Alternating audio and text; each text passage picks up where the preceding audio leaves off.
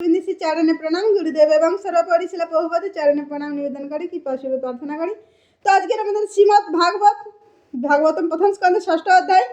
তো কাল কিছু কারণবশত আমি ভাগবতম পড়া হয়ে ওঠেনি, তো আজ আমরা আসব। তো আমাদের শ্লোক আজ 6 নাম্বার। তো আমাদের আলোচনা ছিল যে শিলা ব্যাসদেব তিনি সরস্বতী নদীর তটে সাম্প্রাস নাম স্থানে তিনি সরস্বতী নদীর জলে স্নান আদি করে পবিত্র হয়ে আচমন করে তিনি আসনের উপর উপবেশন হলেন। তো তারপর তার গুরুদেব যেভাবে তাকে নির্দেশ দিয়েছিলেন সেইভাবে ভক্তিযোগে যুক্ত হয়ে তিনি ধ্যানস্থ হলেন। তো ধ্যানস্থ হওয়ার পর তিনি কী দেখলেন না, সেই পূর্ণ পুরুষ ভগবানকে দেখলেন আর তার সাথে সেই মায়া দর্শন করলেন। তো এই মায়ায় জীবকে ত্রিগুণের দ্বারা আবদ্ধ করে রেখেছেন, যা ভগবান থেকে জীবকে আলাদা করে রেখেছে, ভগবানকে ভুলিয়ে রেখেছেন এই মায়া। এই মাঝখানে এই মায়া, জীবের মাঝখানে এই মায়া রয়েছে। তো ওই মায়ার কারণে জীব আর ভগবান থেকে আলাদা, তো ভগবানকে ভুলিয়ে রেখেছে। তো ব্যাসদেব তিনি রোগ নির্ণয় করলেন যে জীবের রোগটা কি না, এই মায়া হচ্ছে রোগ। তো এই মায়াই ভগবান থেকে জীবকে আলাদা করে রেখেছে, ভুলিয়ে রেখেছে। তো রোগ নির্ণয় হয়ে গেল, এবার তো মেডিসিন লাগবে না, ওষুধ লাগবে। তো আমরা আসি শ্লোকে, ওষুধটা আমাদের জানতে হবে। তো শ্লোক নাম্বার 6 আপনারা দেখুন। অনর্থ উপশমম সাক্ষাৎ ভক্তি যোগ অজক্ষজে লোকস্য অবজানাত বিদ্যাং চক্রে শাশ্বত সংহিতাম। আরেকবার শ্লোকটা বলুন। অনর্থ উপশমম সাক্ষাৎ ভক্তি যোগ অজক্ষজে লোকস্য অবজানাত বিদ্যাং চক্রে শাশ্বত সংহিতাম। তো অনুবাদ, জীবের জাগতিক দুঃখ দুর্দশা যা হচ্ছে তার কাছে অনর্থ ভক্তিযোগের মাধ্যমে অচিরে তা উপশম হয়, কিন্তু সাধারণ মানুষ তা জানে না এবং তাই মহাজ্ঞানী ব্যাসদেব পরম তত্ত্ব সম্বন্ধে এই শাশ্বত সংহিতা সংরক্ষণ করলেন।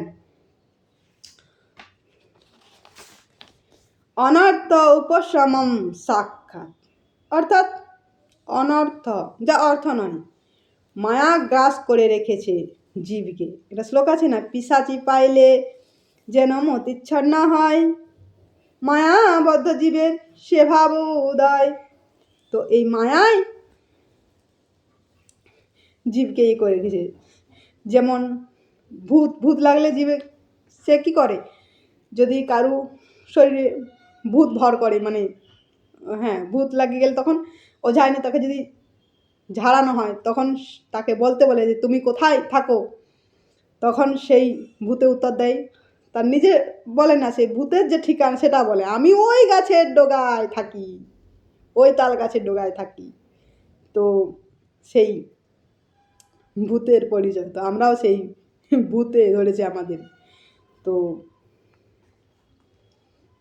আমরা তাই আমাদের ঠিকানা বলি, আমার এই নাম, এই ঠিকানায় থাকি, আমার এই পরিচয় চৌধুরী, আমি চ্যাটার্জি, বিভিন্ন রকম আমরা টাইটেল দিয়ে থাকি।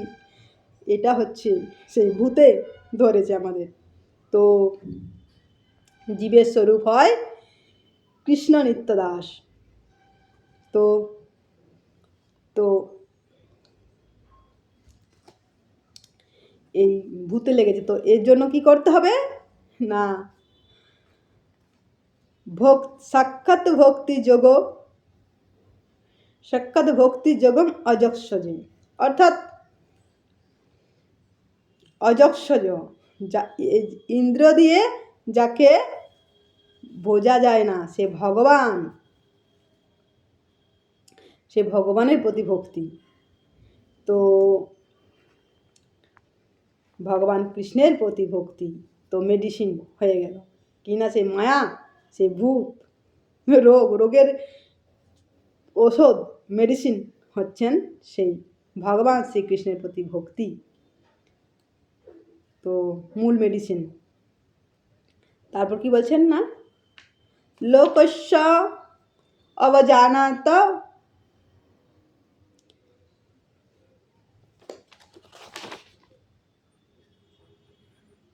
লোকস্য অবজানাত বিদ্যান চক্রের শাশ্বতা সংহিতাম। তো লোকে সেটা জানে না, তো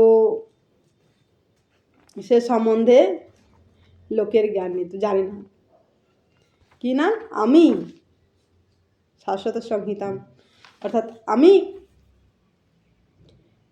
জ্ঞানী, মহাজ্ঞানী, তো আমি সেই শাশ্বত সংহিতা সংরক্ষণ করব, তো রচনা করব, তো আমি সেই শাস্ত্র লিখব। যারা লোকে জানে না সেটা আমি লিখব, তো তিনি লিখব। তো আজ এই পর্যন্তই থাক।